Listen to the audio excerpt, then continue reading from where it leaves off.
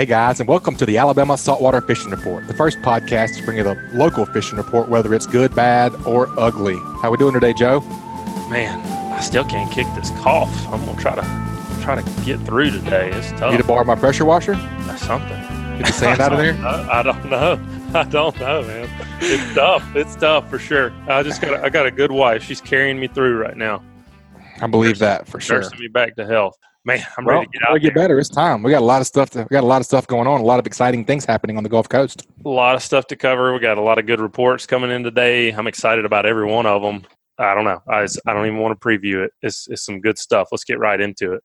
All right, man. Let's go ahead and get into this thing. We have a special guest on the show today. We have Corey Quint, the Vice President of Publicity for the Alabama Deep Sea Fishing Rodeo and the JCs. How we doing today, Corey Quint?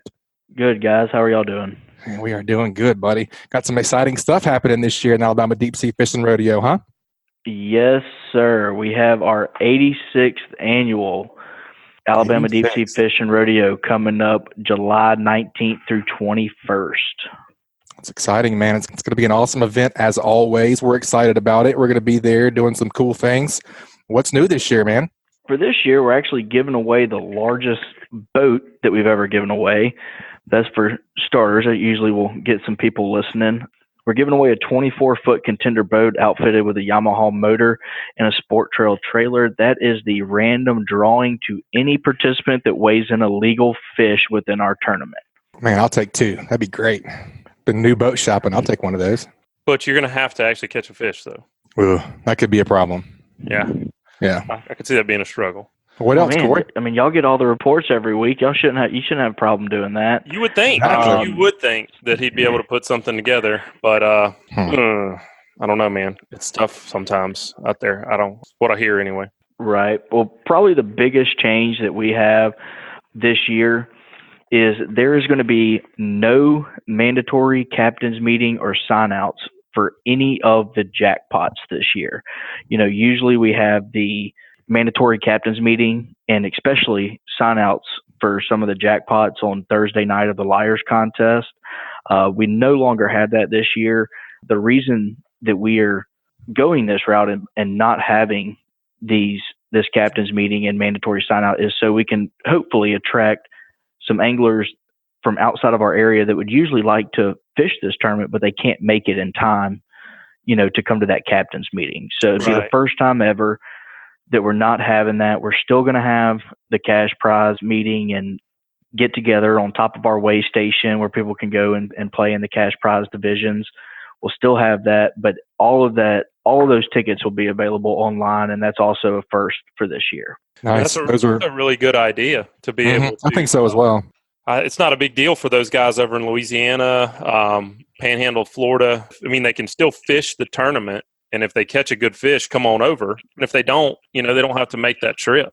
I can see that leading to a lot more folks getting involved. Absolutely. Well, I mean, the ones that had the mandatory sign-outs in the past were the big game and king mackerel. And, with those divisions, you do have to weigh in by boat. So they would have to, if they catch a nice fish or, want to weigh in, they would still have to come over by boat, but we're just not requiring them to come over beforehand. Makes perfect sense. Is that going to be done? Where will folks need to go to get their regs and make sure they're, on the up and up as far as that goes? Will there be a virtual captain's meeting, or are you just doing away with them altogether? No, we are just doing away with them altogether. Just make sure that you have a copy of the rules, which is available with every single ticket and online. Make sure you have a copy of your rules, familiarize yourself with them, and, that's how they'll, make sure they're playing correctly. One thing too, this year, and I know that you guys are familiar with it, but we do use Fish and Chaos for our tournament software. So we request that all physical store-bought tickets are registered online. Now, that's going to be extremely important without having this captain's meeting, especially for the catch and release billfish inside of our Ray Marine Big Game Jackpot and our tarpon category. Make sure those tickets are registered before noon on Thursday, the 18th, because every hour we're going to be sending out emails with your designator. Your designator is going to be received via email. That way, once again, you got a boat that's leaving out of Destin to fish, catch, and release billfish in our tournament, we don't want them to have to come all the way from Destin, stop in at our site, pick up a designator, and then roll out. We want them to be able to get it on their phone and be on their way. Yeah, it's really smart. And really, if you haven't done it, getting on Fishing Chaos is really not hard to accomplish. If you've got an email address and know how to click a mouse, you can set up an account. And the cool thing about that is if you go ahead and buy your ticket there and set up that account, you will be able to get live updates of the weigh-in board. So that's awesome as well, because they handle all the weighing in, right? Absolutely. Yep. It sure will. And it makes it a whole lot easier if you're already registered prior to coming into our weigh station to weigh a fish. And it's hot down there, man. You want to get in and get out. That's for sure. For sure. It is. A couple of different changes to note for this year as well. We're doing away with the lane snapper category. It's being replaced by Warsaw grouper. I know you guys will like to see some of those come in. The Craneworks Red Snapper Jackpot ticket, last year it was a per boat ticket. It was I want to say $150 a boat. This year it's going to be $50 per angler. And then lastly, there's going to be no shark category or division this year.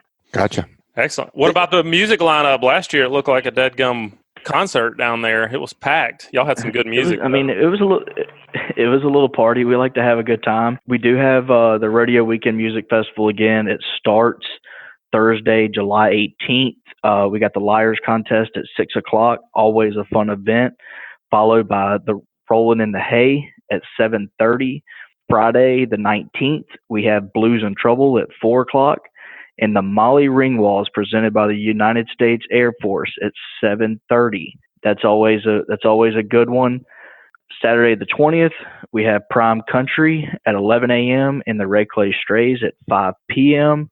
Sunday the 21st, we have Bruce Smelly at 11 a.m.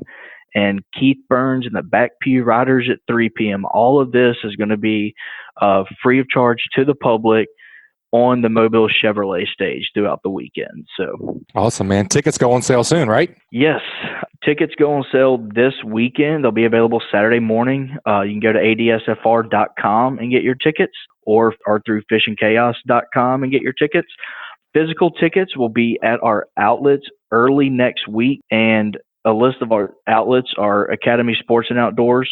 That's going to be the Festival Center, West Mobile, and Foley. Blue Water Ship Stores, Fishing Chaos, once again, that's online.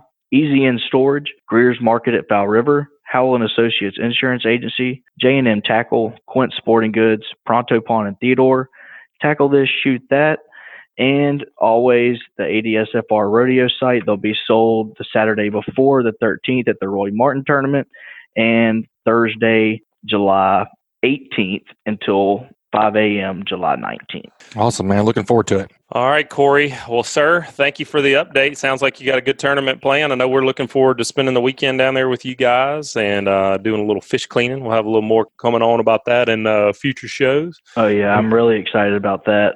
That's going to be a neat little venue there, but we'll give you guys the full details once we got them. So anyway, Corey, again, thanks, man. Folks, if y'all are going to fish the rodeo, go ahead and get your tickets now. Corey, we'll talk to you again soon, bud. Appreciate it, guys. Thank you.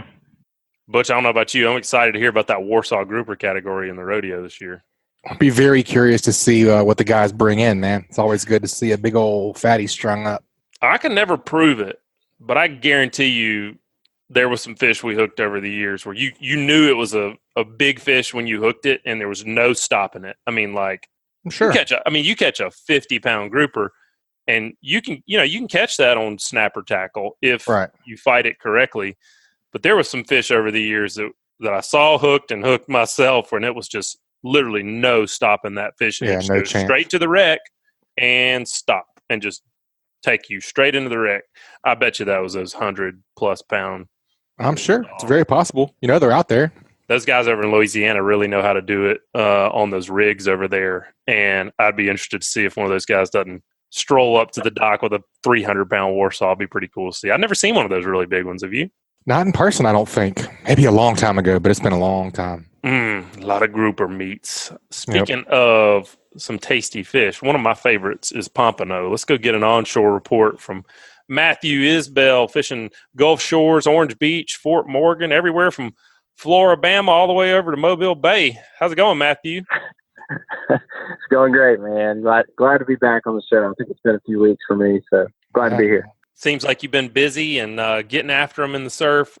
I know that the bite's been kind of trashy leading up to us talking to you today. How's it been this week? Yeah, it's so interesting. I really love summertime. It's a great change of pace from spring, which obviously we love spring. No complaints here, but you just like to get a change of pace every now and then, which summer definitely provides that. And we get a lot of species in the surf, and that can be good and that can be bad, depending on what your objectives are. Of course, we do catch a lot of blue runners and ladyfish and the dreaded catfish and all that stuff, like all that, pinfish and all the things that move in the summer months. But over the last couple of days, surprisingly enough, which I can't really put my finger on why, because we've had so much rain and so much rain north of us, but the water has been extremely clear, like that, very clear, crystal clear.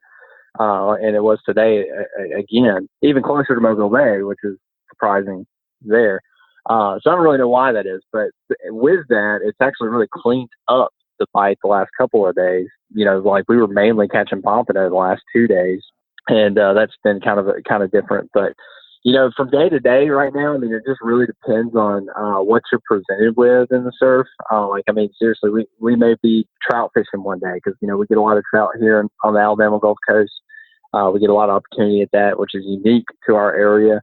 And we may be shark fishing. Honestly, we get a lot of sharks up there because you do get so many of these other random species coming through. Of course, that brings in the sharks, with the Spanish mackerel, the ladyfish, the blue runners, they're eating all that stuff. So, we may throw out some shark rigs. We've been hooking up on, a few sharks, so that's always fun. And, we may be looking for redfish. We've had a lot of slot redfish, from day to day, bunched up in some holes up close to the beach.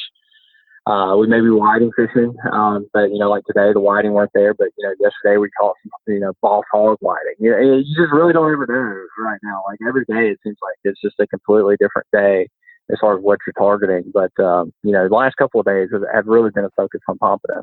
I like that. You get a T-shirt made out of that, Matthew. Boss hog whiting. I like it. Boss hog. Yeah, I am definitely an Alabama man. That's I like light beer and whiskey and fishing and football. So yeah, I'm your stereotypical guy. Amen.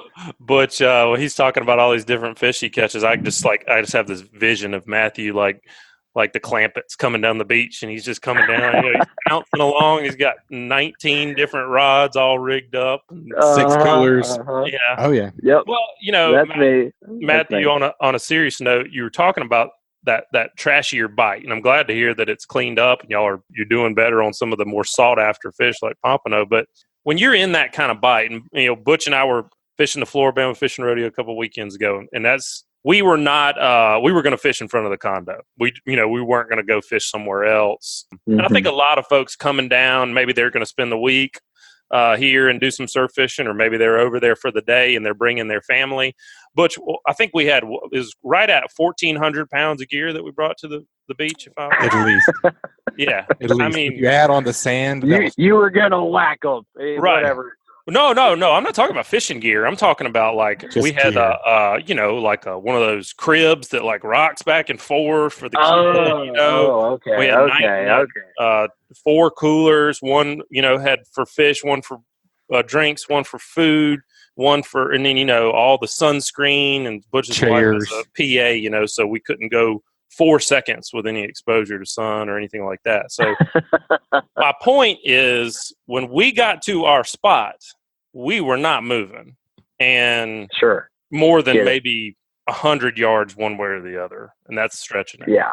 So when you get to a spot and you're in a bite that is not your sought after fish, what do you do? Do you look for any kind of indicator to say, man, it's not going to be happening here today? Or do you stick it out and try some different things in that spot to see if you can find some of the fish you're after? We've said this before on the show, and it's definitely a feeling.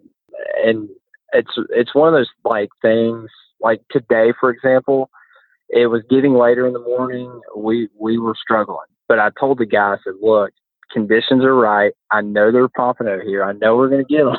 If you're just patient with me. And I was like, I'm not going to charge you anymore for it. I said, but I really want to get you on some fish. I said, but if you don't mind waiting with me, give us another couple hours. I said, I know that's a long time. I said, but I promise you, we will get them. And it took about an hour and a half from that conversation of just saying, hey, let's wait it out, man, if you don't mind hanging with me on the beach. Because it was slow, and I could tell, he was like, I'm not all about this.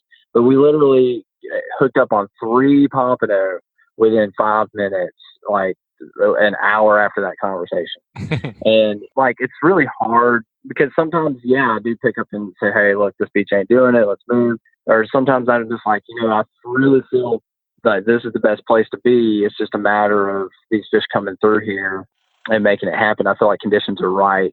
And it's just a matter of the fact that I've been out there and seen it happen, on those types of days. Like, from what I'm seeing, like, hey, it's super slow, but everything feels right, looks right. And the reason it was so slow is because, like I was saying, the bites cleaned up. We weren't casting ladyfish and blue runners, which that could be annoying. But on trips, it's, hey, rods are bending, we're catching fish. It's fun. Like, it keeps you busy. You forget how long you're out there if you're reeling in fish. So, but when you're sitting there not really reeling anything in, we've caught 1 pompano up to that point. When you're not really reeling anything in, it's like, okay, this kind of sucks. But just knowing, hey, since this bite is so clean, there's nothing else here. If we wait it out, I promise there's some pompano here. Like, we're going to get them. And we did, and it's hard for me to say, what really triggered me to do that, but I just felt it. Like, I just knew if we were patient and waited another hour or 2, it was going to happen for us. So I don't know. I can't really give you like a science behind it, but it pays off. But sometimes it doesn't, I'm not like, the fish whisperer or anything, but it's just a matter of being out there and time on the water and being in those situations. I've been out there. I've seen that day, the day that we had, I've seen it before, and I just knew it. And so, like, that's the best thing that I can credit that to. I think you missed a golden opportunity, though. Whenever you call it like that, you just reach over real subtly and you grab your tip jar. You just got to slide it across the sand. I got a good tip. I did get a good tip. He was with me, man. Like, he was very appreciative of the advice. That's good. Sometimes you just got to stick it out, man. I like it. You seen anything like morning versus afternoon? Do you prefer either right now, or is it just stick it out? I'm fishing both, and I'm trying to think. You're asking me all these hard questions. Put you on the spot. They run together. People ask me that a lot, and the thing is, like, especially for surf fishing, you really can catch fish all day long. I mean, You do get different opportunities. Like, obviously, low light is going to present itself differently, like, as far as what's going to be there. There is more overall activity, I would say, like right as the sun's coming up. Right. If you get there before the sun's coming up and you fish, especially if you're artificial fishing, you definitely want to be there low light. I mean, you're going to have more opportunity at your trout. You're going to have more opportunity at your bluefish. If you're looking for those, more action. Like, if you're looking for fast action, throw in some type of artificial, whether that be a spoon, a jerkbait, topwater lure, whatever. That's the time to do it. Or, of course, late evening. Either one is going to produce that for you, but you want to hug those. But throughout the day, since we do a lot of set rig fishing and it's on the bottom, since you're hugging the bottom, I mean, that you can catch fish all day that way. As long as you are in the right places. And those pompano, they're constantly moving. They're out there. During the pompano run, you can catch them literally any time of the day. It's just a matter of being in the right place at the right time as that school of pompanos cruising by, which they'll come through at 7 o'clock in the morning. They'll come through at 9 o'clock, 10 o'clock, 12 o'clock. It doesn't matter. They'll come through any time of the day. Right. For sure. All right, buddy. Well, we like to get that tip from you every week. And this week's onshore tip was brought to us by Killer Doc. I hadn't realized how bad it was. I was cleaning fish on rotten wood, and after cleaning just a few fish, I was filthy, and I had a sunburn. I tried wearing a hat, but it wouldn't keep me cool either. And how was I supposed to clean fish without getting messy? Killer Doc brings the upgrade that not only will keep me cool and clean, it will make being on my dock enjoyable again. Killer Dock combines durability, function, and design to uniquely upgrade your entire dock experience.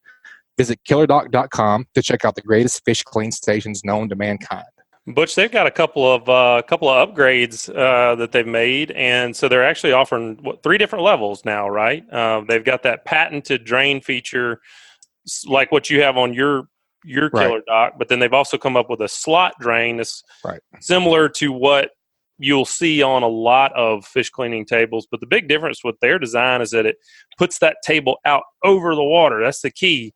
Right. All that grime and muck and everything that is coming off those fish is not immediately goes away from your feet on the dock underneath you.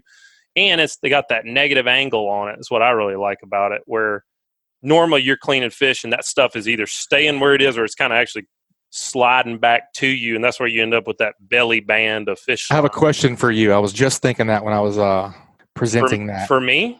How many T-shirts have you gone through cleaning fish? Well, I mean, if you walk down to the dock, all you've got to do is go look, and most of your deckhands are going to be cleaning fish without a shirt on. Yeah. And that's why, because it does. It just ruins your clothing. I mean, when you actually catch fish. So, maybe it doesn't apply to you, but that is the thing, I mean, it is. You end up with a ton of grime back on you. And the thing, too, like I say, you get done cleaning those fish, and now let's clean up the dock. Let's clean up the table. It's a big ordeal. It is a big ordeal. And not to mention all the other things that go along with wood and all that. Just spray that sucker off, man. You're done. I mean, done. I love it. Me too. All right. Well, that was a lot for Killer Dock. I love those things, though, man. They're doing a really good job with them. Matthew, what you got for an onshore tip? Since we are, so diverse in our species selection in the surf, I just wanted to talk about specifically targeting pompano, if that's what you're in for, which of course that's our bread and butter for the surf fishing. But for 3 tips real quick this time of year that you want to focus on. Number 1, water clarity. You got to find the cleanest water. Get away from any dirty water that you can. That during the pompano run, of course, clean water helps. But I mean, you can catch them anywhere. It's way less important. But right now, you've got to be in clean water. Like it's crucial this time of year. 2, your bait selection. They are very picky right now. It is post spawn. They're not eating everything that they can get their little mouths on. They're going to be very picky on what they want. So make sure you go with multiple bait options. Make sure you got some sand fleas or the capability to get sand fleas. Take your fish bites. Take a shrimp flavor, a crab flavor, a sand flea flavor. Take a few options there. Take some fresh dead shrimp, ghost shrimp, whatever. Make sure you've got a few different options to try to figure out and hone in on what those fish are feeding on that day. And it may be different the next day, but it'll hold true usually for a few days, whatever pattern they're in. And then 3rd, location is real important. And what I mean by that is as far as where you're putting your baits. Right now, I would focus wherever you're fishing, whether that be Orange Beach Gulf Shores or Fort Morgan. I would focus on color change. So anywhere that watercolor is changing, usually it's that green tint. So if you are in the clean water, which of course is very important right now, wherever that water is kind of changing from the light clear water to the darker blue color, that green tint, where that slope of wherever that bar is, try to hug those as much as possible. That's where I'm finding them. That's where they tend to be. Usually you can kind of stay away from the catfish in those areas. Of course, you're still going to hit some of that other trash fish, but I would really focus on color change. Awesome. That's a great tip, man. Hopefully that'll help our anglers out this weekend. I think the weather's supposed to be nice, so hopefully they'll be fruitful. Yes, yeah. I would say I was trying to look at it before this call based on what's coming up. We do have a little bit of a wind change coming up, but as far as what I've seen the last couple of days, I think it's going to be pretty much the same as far as watercolor. The winds are going to be, I think, coming out of the east, I think, from what I saw, which we've had mainly a north wind the last couple of days, but which is going to chop it up just a little bit. But I don't foresee any reason that the watercolor should be changing. I mean, we don't have any really rough surf. Everything's still going to be pretty clean, so it should be the same. All right, folks, that's the Bama Beach Bum, Matthew Isbell. Matthew, always enjoy having you on the show. Thanks for a great report, buddy. Stay safe out there. And folks want to get in touch with you to book a trip, how do they do it? And if they want to get on your YouTube channel and get a little bit more in depth with everything you're doing out there, how do they do that? Best way to find me is my website. It's staybummy.com, STAYBUMMY. And of course, I'm on YouTube. You can just search Bama Beach Bum, and you'll find plenty of videos there. Awesome, man. We appreciate you being on. Talk to you soon. Butch old Isbell knows his stuff when it comes to surf fishing, man. I like Matthew. I do. I think he's a good dude and a good fisherman. Every indication, that I've been around him, he's definitely a good dude. Yeah, that's first and foremost. All right, man. Let's take it a little further off, not totally offshore. We're going to be inshore fishing, speckled trout, redfish extraordinaire, Marshal of the Mississippi Sound, Captain Bobby Abruscato. Bobby, it's been too long, brother. Where you been? Man, I was worried you guys had forgot my number or something like that, man. No way. I ain't heard from you in so long, but man, glad to be back on. Glad to be here with you guys. Glad to be anywhere. Well, how have you been? What's been the pattern for you? We've been talking a lot last couple of weeks about how these fish have transitioned into a summer pattern, and what are you seeing right now?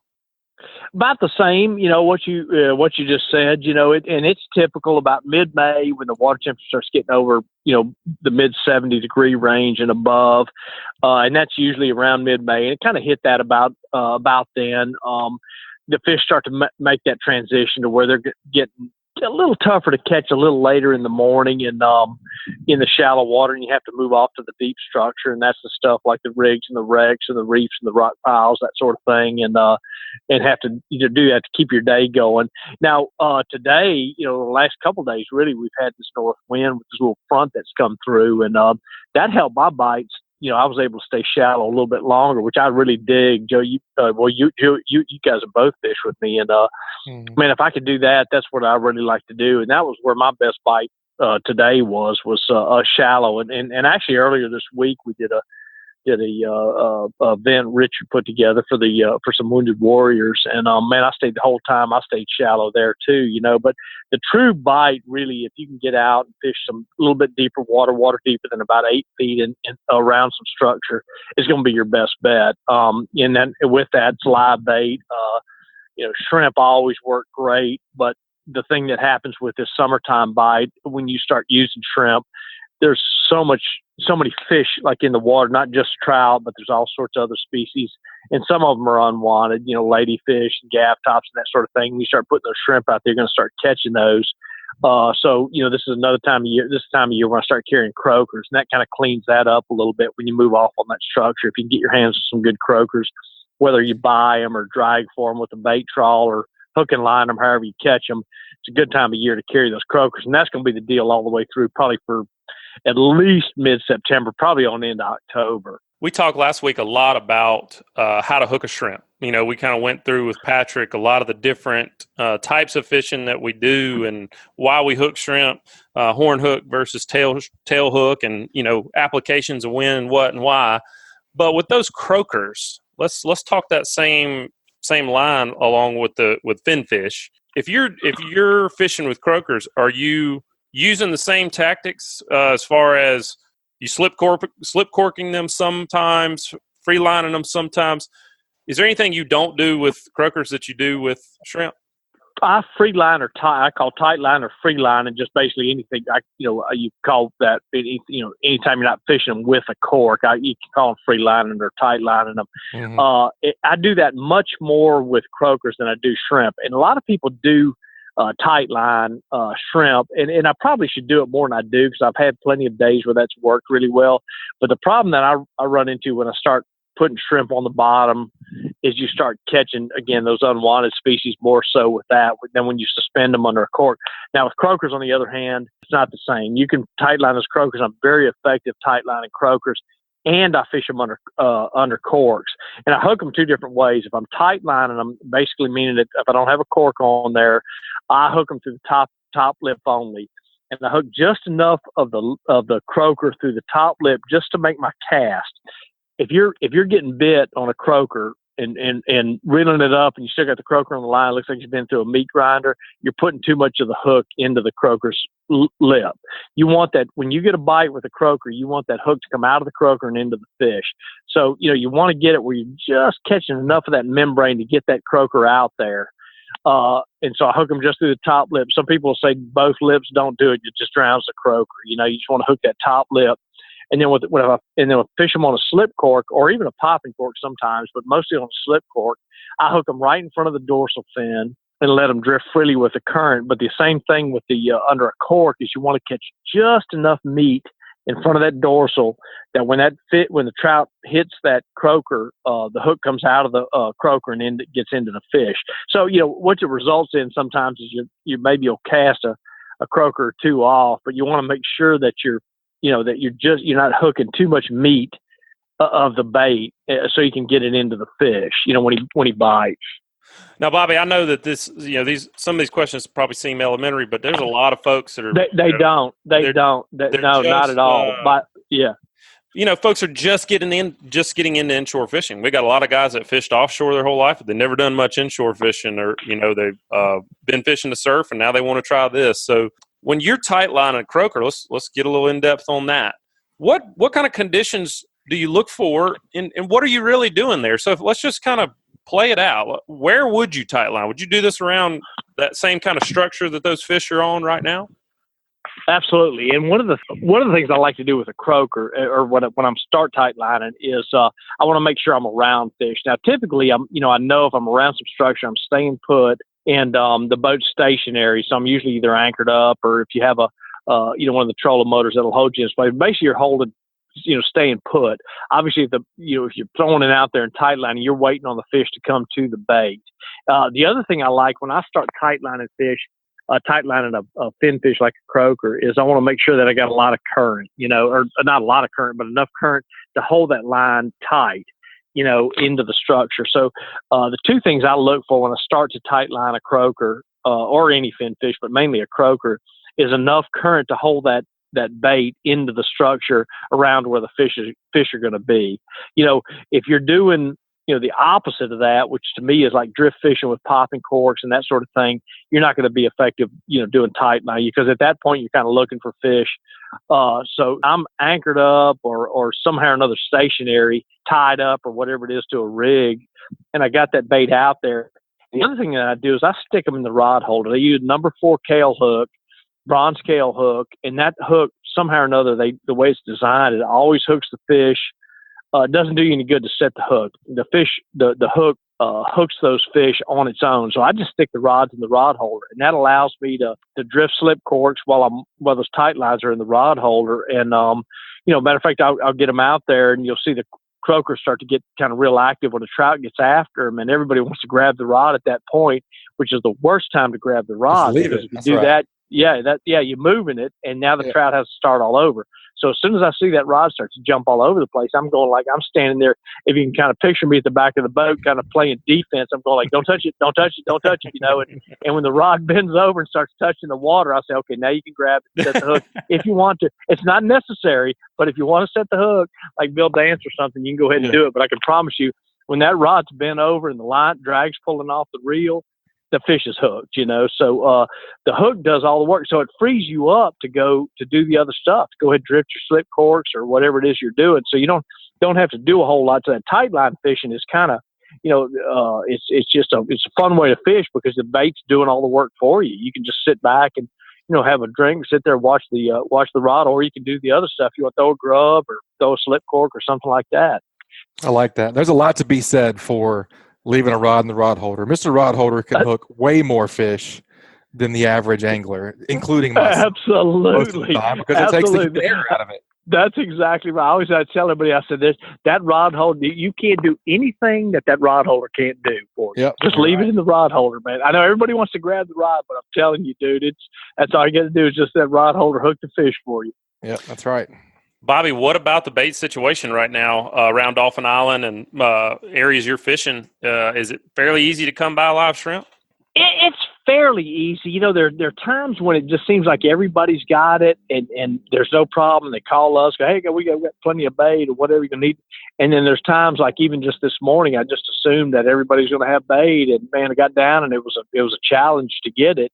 I was lucky. I scrounged some up today, and luckily I didn't even use I don't think a quarter of the bait I got, because I caught everything on artificial today, which is another thing that's kind of odd, but for this time of year. But again, it was kind of a function of having this north wind that we had today, and I was able to get up in the north part of the sound that fishes real well with artificial bait. But it's, you know, a direct answer to your question, I would, you know, if you're planning a fishing trip and it involves having live bait, I would do a little bit of looking around the evening before, calling around before I'd just assumed you're going to be able to drive up and get it, you know, especially if you're fishing towards the weekend. If you start fishing Friday, Saturday, or Sunday, I would definitely be calling around and finding out what the bait situation.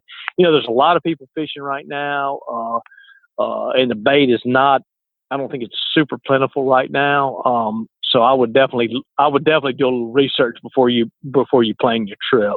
Man, I tell you, I did an article in Great Days Outdoors coming up for July on how to pull a shrimp trawl, and a lot of folks that are new to Alabama in this area don't realize you can do that, and it's so much fun for a family and folks that are maybe not as avid of a fisherman as you are, you know, and don't have to be fishing at all times, to get out there with your family the night before and take a little cruise and catch some bait for the next day. It beats having to go to the bait shop for sure. Well, and you might be able to catch a fish in a net, Joe. Yeah, I have found that my success rate goes up exponentially when I use a net. So, but no, it is a lot of fun and it's unique. You know, I've been all over the Gulf Coast and the Atlantic Coast, anywhere you catch speckled trout and redfish, and we're one of the only places that you can do it. So that was a little plug for the magazine. But if you do want to know more about pulling a shrimp trawl, that July issue is going to have everything you need to know.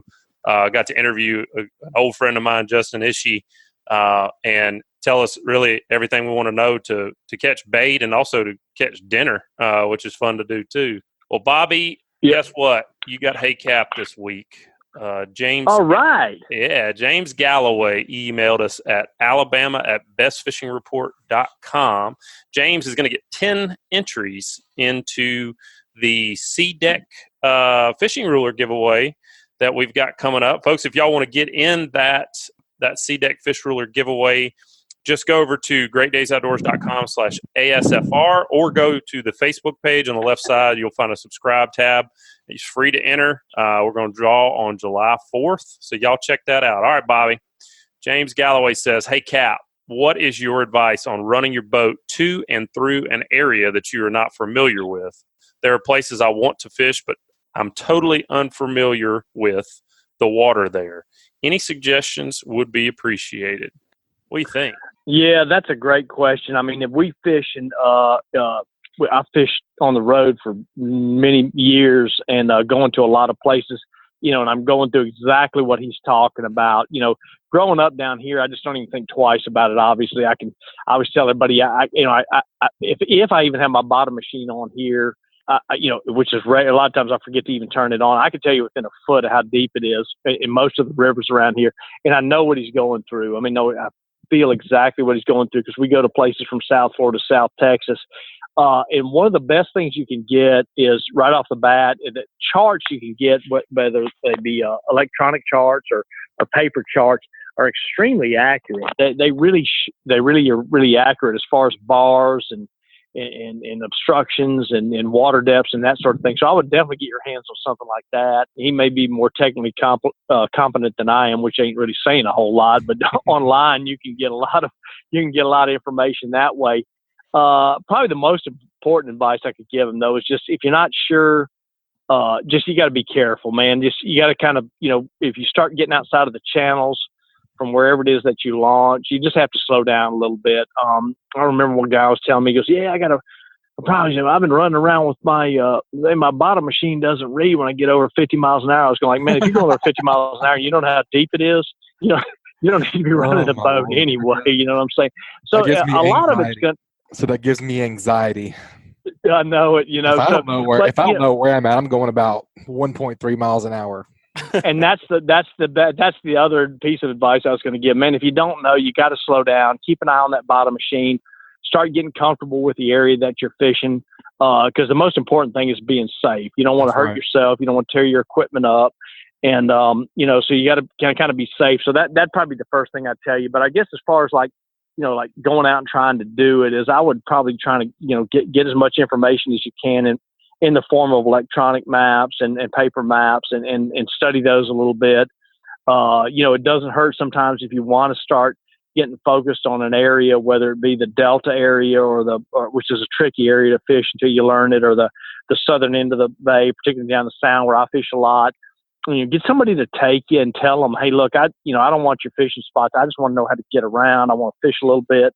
But if you could kind of just show me around a little bit and just show me how to get from point A to point B and so forth, don't be afraid to do it. Most of the guys will do it. I'll do it. You know what I'm saying? If the guys tell me that, I'm like, man, we've hired guides, in places like South Florida, some of those real treacherous places, or South Texas is a tough place to fish. And, you get a guy and just going to go like, man, we just need to get from here to there or whatever, and a guy, if we want to catch a fish, that's great too. But we're, from a navigational standpoint, that's what our main goal is at this point. So, don't be afraid to do that. Shoot, a lot of guys, I'll do it. Like I said, I'll do it. And a lot of guys will do it. Just tell us what you want to do, And so, that's a few different things you can do. But the most important thing is, Butch, like you just said, is be careful, man. You got to do it. If you're not familiar with the area, and we've all seen everybody do it. We've all probably done some things like this, but we've seen people doing it. Just jump in the boat, fire it up, run straight across so-and-so mud flat, and or oyster bar or whatever, and either getting hurt or tearing something up, or, least of all, at least embarrassing yourself if nothing else, Right. So yeah, you just got to be careful, It's easy to do, man. It's easy to do, It especially is, around here, dude. as dark as the water is. Embarrassment is a best case scenario in that situation. That's the best case scenario, is just to embarrass yourself, Yeah. Well, and I lived in Jacksonville for a while, and over there which is a tricky place, which is extreme. That's another place. Yeah. Because we don't get that big, huge tide like they get over there. And that's right. I think Virginia Beach, same way. Crazy tide. You get 4 or 5 or 6 foot swing. I believe when I first started fishing over there, I want to say I took the boat out 4 or 5 times with no fishing rods on it and just rode around. I just rode around, and looked, and I would try to go on low tide when the sun was high, when I could get those days. And that way I knew, because the way I looked at it was, if I know where things are on dead low, that's worst case scenario. That's worst case scenario. Yep. That's right. That's right, and that's a good way to do it. And then on that too is when you're doing that with the you don't have to spend a whole lot of money on a piece of electronics now. They all have I call them breadcrumb trails. They all have tracking on them, and you run your track, and I'm safe to go from here to here to here, and you can save that track and leave you a little track on there, and you can always follow that. And then as you start to, get a little bit braver or whatever, you can start veering off of that or idling off of that. So, you can get back to it, and Jacksonville and you guys, like you said, on that East Coast, that was one of the places that was scarier to us than anything, because we'd go through a place, at high tide and go like, oh my God, we just ran over that gigantic mound of oyster shells, and, just not knowing, and, so that's what you have to do though, is you have to get out there, like you said, and just, you have to putt around sometimes. It takes a little patience, to be able to do that. But, and just save those tracks too. If you can save those tracks and use them, you can always delete them later, but, save those tracks and get around with those. That's big thing up in the Delta, man, is holding on to those tracks too, I love my breadcrumbs. I use them. Yes, every sir. time I go anywhere, really. Yes, I like sir. that about my machine, that it does that. So I like it. It's great advice. I agree. That's a great question from James Galloway. James, thanks for emailing us that question. And folks, if you want to get your Hey Cap question in, again, just email us at alabama@bestfishingreport.com. Bobby, if folks want to get a trip with you, what do they need to do to get in touch with A-Team Fishing? Just go to ateamfishing.com. That's the website, and it's got all of our contact information. You can either email us or just do it the old-fashioned way like I do it. Just pick up the phone and give us a call. Hey, will you just put like a few beers in the cooler and just ride me around, show me where the oyster bar is? I'll pay for that. That's right. Hey, you've been there with me before. What are you talking about? I don't want to fish though. I just want. That's what Butch always says. Well, we were just a booze cruise. We were just having fun. I keep begging you to come at the Delta with me, man. That's the fun part. That's the place right there where you're running when it's super low tide and you're 5 feet away from dry land, but you're in 15 feet of water. That's the kind of place right there that'll really pucker you up if you're not familiar with it. I've already been with you, Bobby. You got that 300 horsepower engine on there, and you freak me out every time. I'm not a speed demon. All right, buddy. Well, thanks a lot. We enjoyed it, as always. Look forward to talking to you again soon. All right, guys. Y'all have a great weekend. All right, Captain Bobby. Happy birthday. Thank you. Keep whacking them. Well, Butch, the name of the game right now is snapper fishing. I know there's some guys that are running offshore doing some blue water fishing, of course, but I think what everybody wants to know is how snapper season's starting up. So today with us, we got Skipper Thierry with Captain Mike's Deep Sea Fishing, running the Escape out of Dauphin Island. And Skipper, how was your opening couple of weeks of snapper season? Are the crowds everything you expected and more? Opening weekend was so nice. The weather was good. It was pretty crowded out there, but this last weekend we didn't get out Friday and Saturday with the weather. And Sunday turned out pretty, but there wasn't a lot of boats out. But I guess you guys, in the middle of the week, y'all can still fish. So it's easy. It's not too bad during the middle of the week, I wouldn't imagine. No, I don't think a lot of people realize that. We've had a lot of people call that didn't realize that charter boats are able to fish during the week. All of our seasons all in a row instead of being broken up into weekends. So that's a good thing to point out for sure. And I think I've heard other people say that as well. Yeah, I think it's just easy to confuse. You hear constantly snapper seasons these days and these dates, and you don't realize that charter boats are regulated in a different manner than recreational if you're not, deeply entrenched in it. So it's good for the folks that are down on vacation to have some more options to be able to go when they can, as opposed to only being able to go on the weekends. Absolutely. Talk about water conditions a little bit. Matthew Isbell was telling us a little earlier in the show that it's really cleaned up over there around, actually he said it, the closer he got to Mobile Bay, so Fort Morgan and Gulf Shores west, that the water's looking really good. What's it looking like offshore? It's looking a lot better. We had a nice medium southeast current today, and that helps a lot. You know what I mean? That brings our pretty water in from that east side, and I hope it'll just stay in that direction because it's definitely way prettier than it's been. It was disgusting. I heard a guy caught an alligator about 20 miles out opening weekend of snapper season. Oh my gosh. So largemouth bass are out there swimming around. All the rain. Caught catching them on snagless sallies underneath the water lilies. Popping frog is all you need. Yeah, you got to do what you got to do. Right. No, but it's definitely looking better. I hope we can keep the wind out of the southeast and the current as well. Good. I saw you guys caught a nice gag today. First gag of the year. Right. Yeah, it's always good to get a little bonus.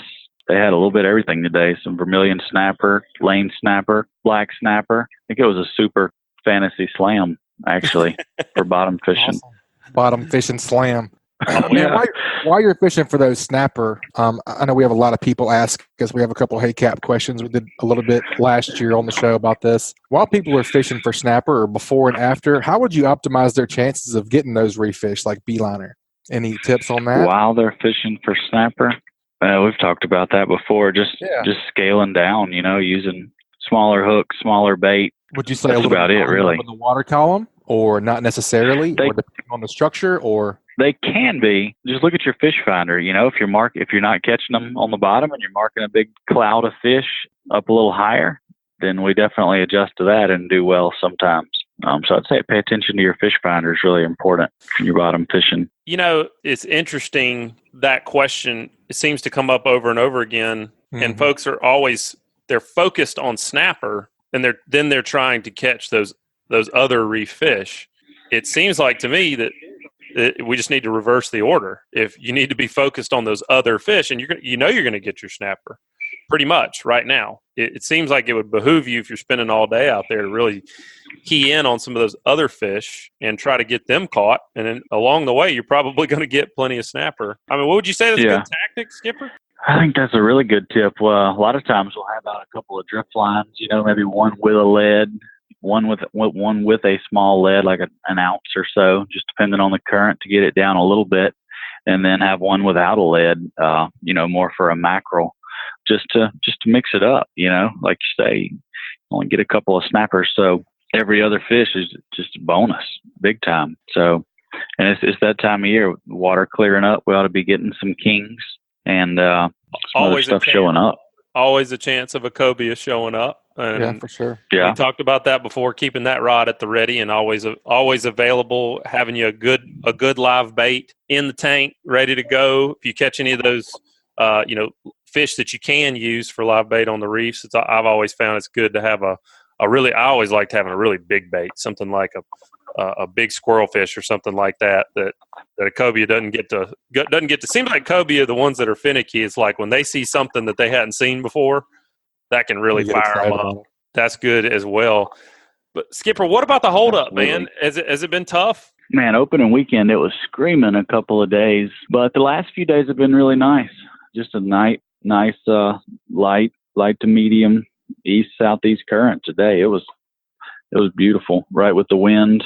That's not helpful. A whole lot to it, which is what we like. That's right. You don't want it dead calm, but you don't want 2 knots of current either. Just a nice third of a knot or something like that is perfect and makes the fish bite better too. You were talking about those drift lines, and we do a lot offshore changing our drag. We're using lever drags a lot of times, and we're setting our drag not to full strike in anticipation of a strike quite often. What do you do on those drift lines? Does it benefit you, especially with something like a king mackerel that runs fast? Do you think you ought to back those drags down a little bit when you're doing that, or do you think it really matters? I think a king mackerel, definitely you need to have a pretty light drag, and they have a soft mouth for all those teeth. The rest of their mouth is pretty soft, especially when they make that first run. You need to have a pretty light drag.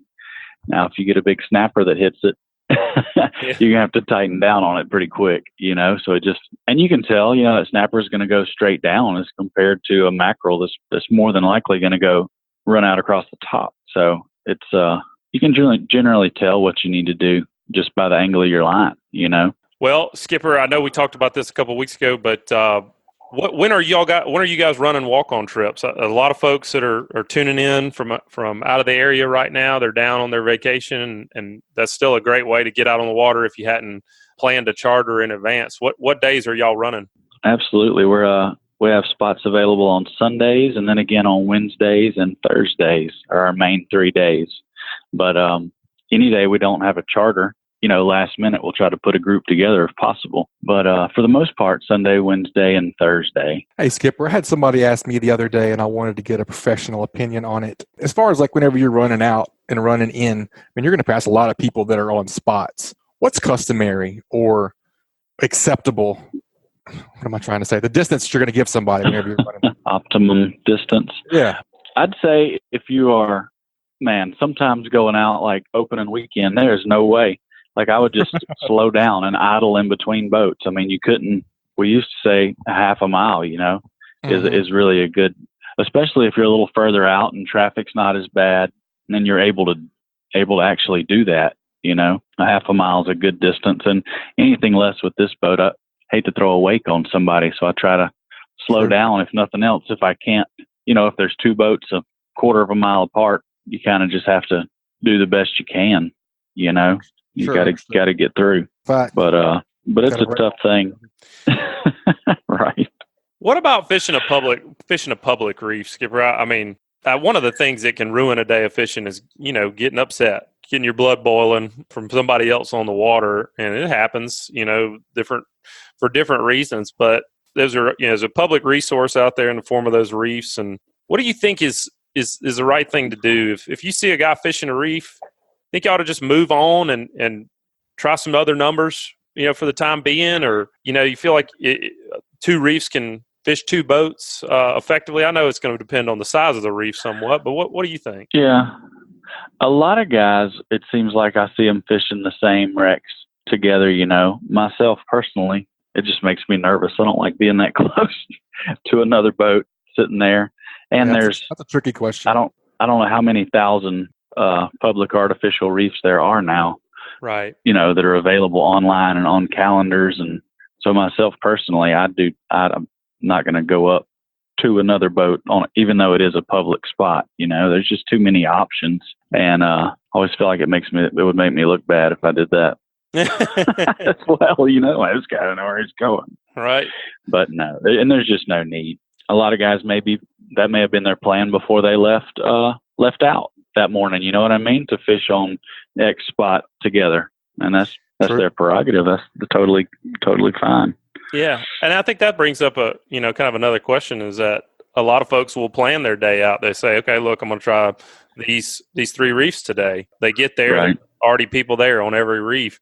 When you're planning your day out, and I kind of know the answer to this question already because I've seen you do it, but when you're planning your day out, if, let's just say you've got 20 people on the boat, you got to catch, you want to catch 40 snapper.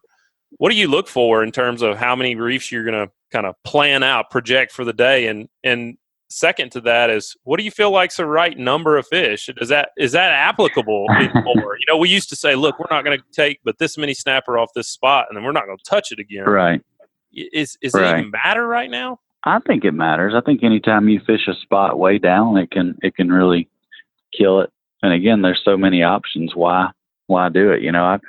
We usually shoot for 10 to 15 fish off each spot. And, you don't always catch that many. Sometimes you'll have a dud. In a perfect world, that's what works for me. 10 or 15 fish off each hole and then move on. And you can do that maybe twice in a season if it's a good spot. I really don't like to do it any more often than that, just because I don't have to. Right. Like you say, why? Yeah. Good And stuff. we're usually there. We're usually trying to get in and get out and get it done. You know what I mean? Stop on some good spots, catch some good fish, and it shouldn't take that long if the fish are doing their part. Well, man, the resource is in such good shape right now, and I just hope we can continue to just see it thrive, really, and expand the opportunities, both recreational and charter, to get people more days on the water and more responsibility we all take. And Bobby and Richard and Patrick talk about it all the time. They were some of the biggest proponents for instituting some regulations on speckled trout, because they want to protect that fishery, because it's worth a lot of money to the folks that are here on the Gulf Coast making a living on it. And you don't realize, but folks that aren't fishing for a living are making a lot of money off of it as well. So it's a big draw for our economy. And I just think it's good to talk to the guys that are out there every single day like you, and get your thoughts on it, because y'all have been managing these fish for years and years and years, and you've done such a good job of it. My hat is really off to Richard and Bobby and all those guys that have, I don't know, for the last several years at least, have been, throwing back their bigger trout. I'm not saying you should throw back every big snapper you catch, because we catch a few once in a while, but that was kind of a joke. Yeah. But I would like to see a little bit more of that mentality carry over into our snapper fishing, because I really do think it's a terrible thing for the resource to sit there and just throw back 7-pounders all day to catch you a 10 or 11-pounder. Or even a 20-pounder. It just doesn't, it's not, Right. I mean, I get it, and I'm not taking anything away from anybody who keeps a big fish, and I I totally get it. But like you say, I don't know, we've talked about it some before, but it's anytime fishermen can start to kind of regulate themselves, it's always going to work out better. Yep. Than you have to wait on that regulation to come from a governing authority. And high grading, I don't like to see that either. It's not good for the resource. I would love to see a regulation that just put a strict limit on the reef fish and said, hey, you can keep this many reef fish, and it's the first this many that you catch, as opposed to just 2 or something like that. That way, right? There was no loss due to throwbacks. That's but right. It's good to see you guys that are out there every day and doing a lot of fishing and taking a lot of people fishing, taking the initiative to manage the resource. And I hope everybody can learn a little bit from that and think about that when they're on the water too, because it's something that if we manage it right, man, it's the best. We've got the best red snapper fishing in the world, and all it takes is everybody just pitching in and managing it right, and it's going to get better and better and better. That's right. Yep, that's right. And it's amazing, those bigger fish just exponentially lay more eggs. I don't remember the exact numbers, but it's incredible. From a 10 to a 20-pound fish. I mean, they lay just millions upon millions more fish. Butch, this is the more eggs. You're supposed to come in with that Google knowledge and drop it on us and be like, it's Right. Don't y'all have a team of guys that does 40. that? Yeah, we Right. do, but they're off today. So Yeah, it's just me and Joe today. it's just me and Josh today. So Gotcha. our team of interns, we gave them the day off. So, Okay. But anyway, well, Skipper, man, that's probably going to wrap it up this week. But I want to know a tip for the week. What are you thinking offshore? What's important right now? I'd say keep that drift line out like we talked about. If the current will let you, do a couple. Do one with a lead, do one without a lead. Maybe pick up a mackerel, cobia, or a bigger snapper. And that kind of covers all your bases if you're bottom fishing right now. I really like that the knocker rig. You talk about that's what I call it. I don't know what the heck it's really called, but just tie a small, 5/0 circle hook straight to the line with a 1 ounce lead, straight, knocking on that hook. Cast it up current with your bait of choice, whatever that may be. Cast it up current 30 or 40 yards and let that sucker drift back, and it's going to be on. But do you feel like there's any need when you're tying that rig? Do you feel like there's any need to put any kind of a bead or anything in between that lead and that hook? Is that necessary, or maybe just check that knot a lot and make sure you're not getting any chafe? A bead may not be a bad idea, but I would think a bead actually would probably knock on that knot just as much as the lead itself would. So you just got to check it a good bit pretty much every time you catch a fish. What's it going to hurt to tie it every time? Really, cut it and retie it every time. It's not going to hurt anything. Check it often. I like That's right. Yeah. Well, Check it twice. Skipper, Good luck with the rest of this season, buddy. I know we'll keep talking to you along the way, and y'all just stay safe out there, man. And we'll look forward to talking to you again soon. All right, guys. Thanks. Talk to you later. All right, Butch, another good Alabama Saltwater Fishing Report, inshore, offshore, and on. What'd you learn? Man, I learned a couple of things today. I really liked Captain Bobby's croaker hooking tip. I would just always bury the hook, as deep as possible to make sure that it's going to be on there long enough to get the fish. I don't want to throw it off, so I was going to hook it very well, and just to have that hook and the tip of it, I like it. Yeah, I agree. I've been doing that wrong, and I specifically when you're hooking them in the lips, I just typically always hook my fish up through both the bottom jaw and the top. I think that's going to be one of those things you're just going to have to play with too. What's too much, what's too little. Right. If that's something that you're going to want to implement into your arsenal, I think what I'm going to do the next time I'm out is I'm going to hook it as barely as I can, and I'm going to sling it. See what you can get away with, right? Yep. And then I'll know, okay, I'll either I'll cast it the way I would normally cast it. Yeah. If you cast fish off, guess what? Go a little deeper. But I like that because I've been doing that wrong Me too. my whole life. I always bury that. My thought was always, you got a treble hook. I got two other barbs, two other hooks. I just buried that third point as far as I could into the back of that fish. Yeah. And but you think about all the times that you've gotten a good bite on a croaker and fishes on for a bit and then pulls off, comes back, like, and you've got that sandpaper machine. Yep. And that fish had that fish all the way in his mouth, but that hook couldn't get through it to get set, and just never really found anything. So that's going to help me a lot with tight line and fishing croakers. Period. That's a very good tip. Yeah, absolutely. And I also liked what Isbell said about fishing on the color change.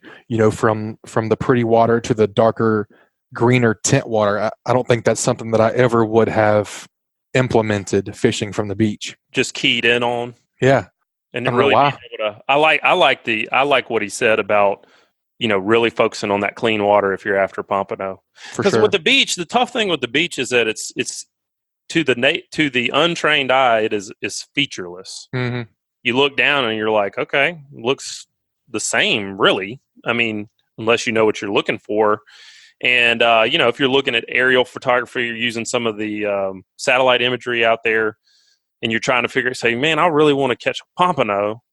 Look for that cleaner water, guys. That's the thing. So yeah, that was a good tip as well. Also, like the skipper was talking about, not culling the fish. I think anytime that we can kill less fish, it's going to be a better thing for the whole industry and for the fishery as a whole. I don't like to see red snapper floating, man. Nobody likes to see that. It's a bad deal. So no, it doesn't make sense. Nobody likes to see a fish that perfect. Just as well come home with you floating away just because of a regulation or just because of a practice. And that you can't do anything about the regulation quickly, but you can do something about your own actions. And that's one of the things I do respect, amongst many things about Skipper and your dad. And I've been on their boats, is they don't do that. They don't do culling. And they've got people that are out there really, looking for big fish. They want to catch big fish, and they catch a lot of big fish, but they don't do that because they don't think it's the right thing for the fishery. And it's the same way when we talk to these inshore guides that they make their living off these fish, but they're also they care about the resource. Yeah. I mean, if you catch 2 5-pound snapper, those are going to eat better anyways. And you catch your 20-pounder 10 minutes later, take a picture with it, throw it back. Man. And when you're fighting with that big 20-pound snapper, I'm going to be sitting over there. I already got my fish clean, drinking a cold beer. That's right. That's right on that for sure. Absolutely. Right, and hey, you get more days too. That's the thing, is if the fishery gets better, you're going to get more days, and you get more days on the water, it's going to equate to more fish. So I love it. A good show today, man. Agreed. All right, folks, I'm just going to wrap it up this week. As always, appreciate the reviews on iTunes. So please subscribe. And give us a rating there. We really appreciate it. It helps us a lot to keep the podcast going. If you'd like for us to email you the show, just head over to greatdaysoutdoors.com/ASFR. Enter your email there. We'll send it to you each week. And don't forget to get in that C-Deck ruler giveaway. We'll see you guys next week. This week's Alabama Saltwater Fishing Report has been brought to you by Geico. Call Ron Davis, Geico agent, at 251-445-0053 or visit him online at geico.com/mobile-al. Also brought to you by Coastal Conservation Association of Alabama. Check them out at ccaalabama.org. This week's Alabama Saltwater Fishing Report is brought to you by the Alabama Marine Resources Division. They remind all recreational anglers one snapper check vessel report is to be submitted before red snapper are landed in Alabama. For more information about the snapper check, please visit outdooralabama.com. This week's Saltwater Fishing Report is brought to you by Angelo DiPaola, the Coastal Connection with EXP Realty, your boating and beach property specialist. Check me out on Facebook at Angelo DiPaola Realtor, the Coastal Connection, or call me direct at 850-287-3440.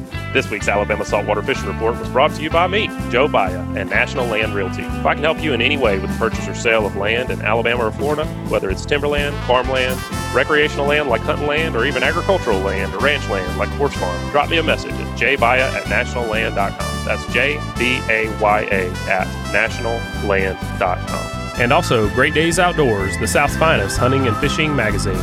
Pick up your copy wherever magazines are sold, or check them out at greatdaysoutdoors.com.